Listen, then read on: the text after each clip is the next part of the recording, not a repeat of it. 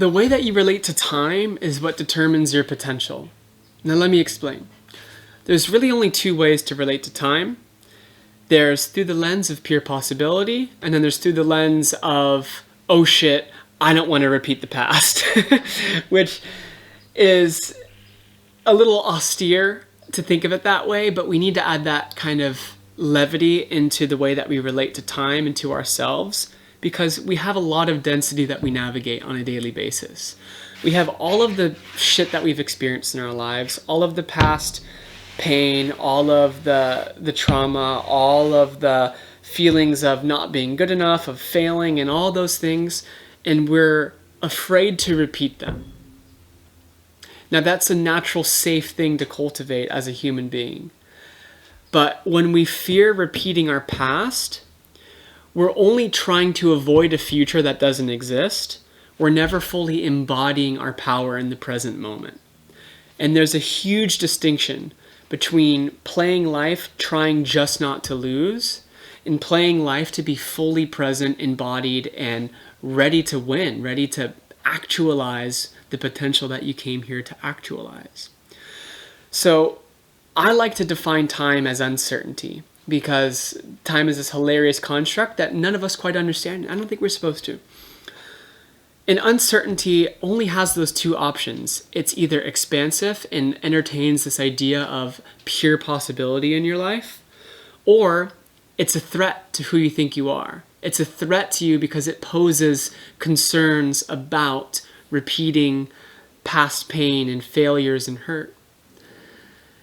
So only when we begin to separate from the illusory nature of those fears in the future, because the future is fictitious, only when we separate from holding that concern so tightly can we allow some space between us and that future we're trying to avoid. Because if I'm trying to avoid the future, I'm actually like really clenching my fist with it. I am so intimate with it, even though it's not real.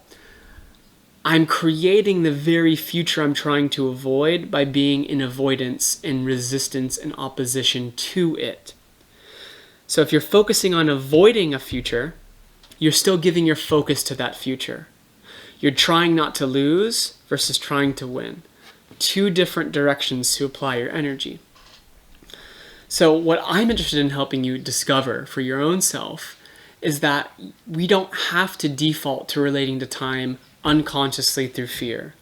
There's a different operating system that's available to us. There's a more expansive way that we can relate to life, circumstance, and time.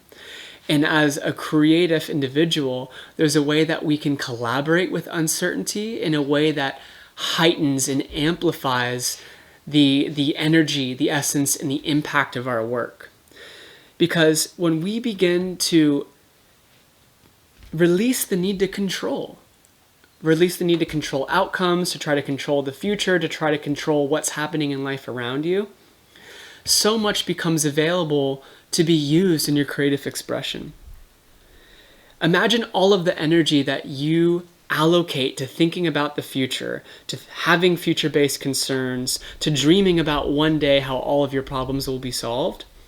Imagine if you reclaimed and recalled all of that energy and gave that to yourself now so that you could be fully resourced to actually make that dream happen. Because the dream is not cultivated out there. It's only cultivated right here, because this is the only place that you're empowered. So if you are only relating to time in the sense of trying to avoid repeating the past, you're never going to be present and you're never going to be resourced to live the life that you came here to live. Because you know you came here for some amazing, big visions to actualize. And that's what I want to help you cultivate. So practice becoming hyper aware of where you allocate your energy to the future. Catch yourself, be gracious and compassionate, because we do it so unconsciously, and bring those thoughts and energies and actions to the now. If I really want to take that action tomorrow, because I think it's going to bring me closer to my dream, can I actually make tomorrow today? Does one day have to be this abstract thing in the future? Or can today finally be one day? I have another video that dissects the one-day illusion and future-based concern. You can check it out. But for sake of this discussion, your power and your true creative potential is cultivated when you are able to realize that I no longer need to be in disharmony with what has happened in the past, and I no longer need to be in resistance to whatever future I'm trying to avoid. I can just be fully content right here, not knowing how tomorrow's going to work out, not knowing how well my project's going to be received, not knowing where I'm going to be in 5 years. If you can release control to those things, imagine the potential that becomes accessible to you when that energy is here with you now. So wherever in your life you tend to believe that the future holds the answer, have a moment of discernment and inquire, like, how valid is that? Do I not have access to that answer now? Do I not have access to that action now? Do I not have access to that resource now? Because you are always resourceful enough to do whatever you need to do right now. You just need to cultivate that trust, that safety, and that deep-seated belief that you are worthy and capable and ready enough now.